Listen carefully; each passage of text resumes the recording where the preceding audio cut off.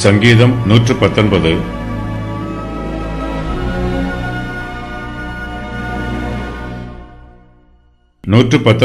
சங்கீதம் மற்ற சங்கீதங்களை விட விசேஷமானது. தாவீது கர்த்தருடைய சமூகத்தில் பயபக்தியோடு பாடுகிற பாட்டுக்கள் இந்த சங்கீதத்தில் மொத்தமாக சேர்க்கப்பட்டிருக்கிறது.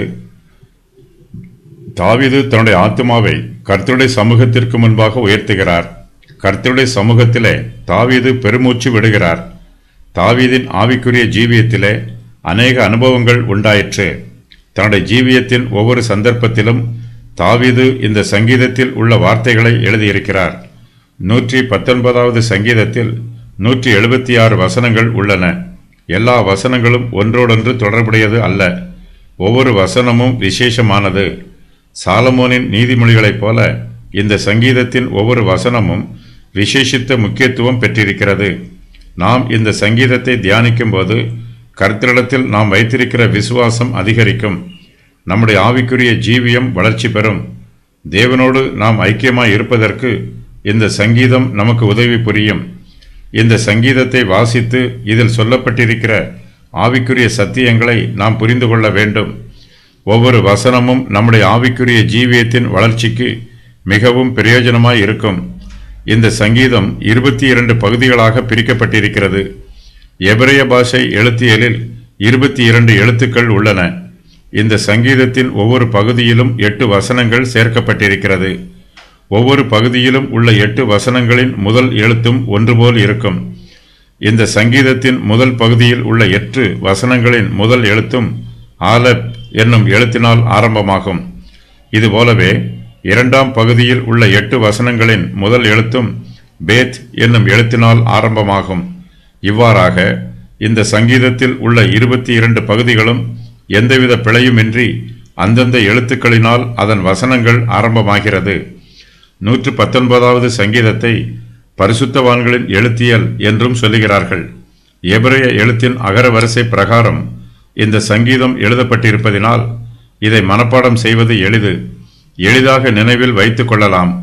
முதல் எழுத்து தெரிந்தால் அந்த வசனத்தை மனப்பாடமாக சொல்லலாம். யூத மார்க்கத்து சிறு பிள்ளைகள் இந்த சங்கீதத்தை மனப்பாடமாக படிப்பார்கள். சிறு பிள்ளை பிராயத்தில் படித்ததை அவர்கள் பெரியவர்களான பின்பும் நினைவில் வைத்திருப்பார்கள். கர்த்தருடைய பிரமாணத்தை மகிமைப்படுத்துவதே இந்த சங்கீதத்தின் மைய கருத்து. இந்த சங்கீதம் தேவனுடைய வெளிப்பாட்டிற்கு முக்கியத்துவம் கொடுக்கிறது. தேவனுடைய வசனம் நம்முடைய ஜீவியத்தை ஆளுகை செய்ய வேண்டும்.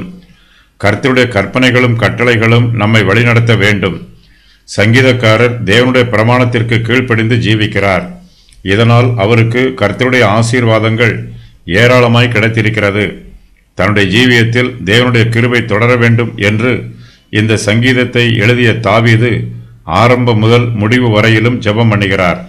119வது சங்கீதத்தில் சொல்லப்பட்டிருக்கிற முக்கியமான சத்தியங்களின் விவரம் வருமாறு: தேவனுடைய பிரமாணம், நம்முடைய ஜீவியத்தை தேவனுடைய பிரமாணம் ஆளுகை செய்ய வேண்டும். தேவனுடைய வழி, தேவன் தம்முடைய வழியில் நம்மை வழிநடத்துகிறார். தேவனுடைய வழி நமக்கு பராமரிப்பாக கொடுக்கப்பட்டிருக்கிறது. நாம் தேவனுடைய வழியில் கீழ்ப்படிதலோடு முன்னேறி செல்ல வேண்டும். தேவனுடைய சாட்சிகள், இந்த உலகத்திற்கு தேவனுடைய சாட்சிகள் கர்த்தருடைய கிருபையையும் மகத்துவத்தையும் அறிவிக்கிறது. தேவனுடைய கட்டளைகள், கர்த்தர் தம்முடைய கட்டளைகளை அதிகாரத்தோடு அறிவிக்கிறார். தம்முடைய கட்டளைகளை கர்த்தர் நம்மிடத்தில் நம்பி ஒப்பு கொடுத்திருக்கிறார். தேவனுடைய கற்பனைகள், நாம் எப்படி ஜீவிக்க வேண்டும் என்று தேவன் தம்முடைய கற்பனைகளின் மூலமாய் நமக்கு கட்டளை கொடுக்கிறார். தேவனுடைய வார்த்தை, தேவன் தம்முடைய சிந்தையை தம்முடைய வார்த்தையின் மூலமாய் நமக்கு வெளிப்படுத்துகிறார். கிறிஸ்துவே வார்த்தையாக இருக்கிறார். அவரே நித்திய வார்த்தை. இயேசு கிறிஸ்துவுக்குள் தேவனுடைய வார்த்தை பரிபூர்ணமாய் வெளிப்படுத்தப்பட்டிருக்கிறது. தேவனுடைய நியாய தீர்ப்புகள், இதன் மூலமாகவே நாம் நியாயம் தீர்க்க வேண்டும். நாமும் இதன் மூலமாகவே நியாயம் தீர்க்கப்படுவோம். தேவனுடைய நீதி, கர்த்தருடைய நீதி பரிசுத்தமானது, நீதியானது, நல்லது. தேவனுடைய நீதியே நம்முடைய நீதியை ஆளுகை செய்ய வேண்டும். இதுவே நம்முடைய ஜீவியத்திற்கு சட்டம். தேவனுடைய எண்ணங்கள், நாம் கர்த்தருடைய எண்ணங்களை புரிந்து கொண்டு அவற்றிற்கு கீழ்ப்படிந்து ஜீவிக்க வேண்டும். தேவனுடைய சத்தியம், தேவனுடைய சத்தியத்தின் அடிப்படையிலேயே அவருடைய தெய்வீக பிரமாணம் கட்டி எழுப்பப்பட்டிருக்கிறது. தேவனுடைய சத்தியம் நித்தியமானது. தாவீது தேவனுடைய வார்த்தையின் மீது பிரியமாய் இருக்கிறார். அவர் தேவனுடைய வார்த்தையை அறிந்து வைத்திருக்கிறார். அதை இன்னும் அறிந்து கொள்ள வேண்டும் என்னும் ஆர்வத்தோடு இருக்கிறார். தாவீது தேவனுடைய வார்த்தையை அறிந்திருந்தாலும் தன்னையே தாழ்த்தி தேவனுடைய வார்த்தையை இன்னும் அதிகமாய் கற்றுக்கொள்ள வேண்டும் என்று பிரியமாய் இருக்கிறார். தாவீது இந்த சங்கீதத்தில் நமக்கு ஆவிக்குரிய ஆலோசனைகளை ஏராளமாய் சொல்லுகிறார்.